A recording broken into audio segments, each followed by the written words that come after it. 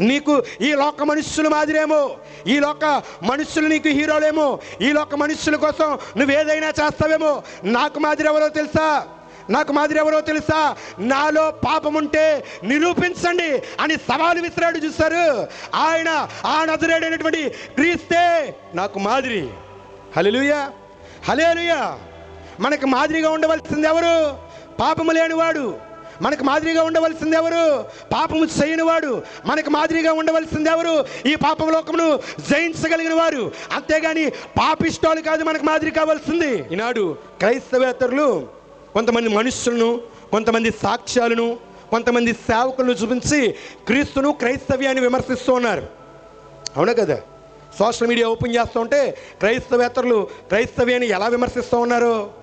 కొంతమంది సోకాళ్ళు పాస్టర్ల ప్రసంగాలు చూపించో, కొంతమంది అమలక్కలో అవి సాక్ష్యాలు చెప్తున్నారు. విన్నారో లేదో? ఒక వెర్రి సమాజాన్ని, వెర్రి విశ్వాసాన్ని ఈ రోజున లోకానికి పరిచయం చేస్తూ క్రైస్తవులను అవమానకరంగా చూపిస్తుంది మన క్రైస్తవ సమాజమే.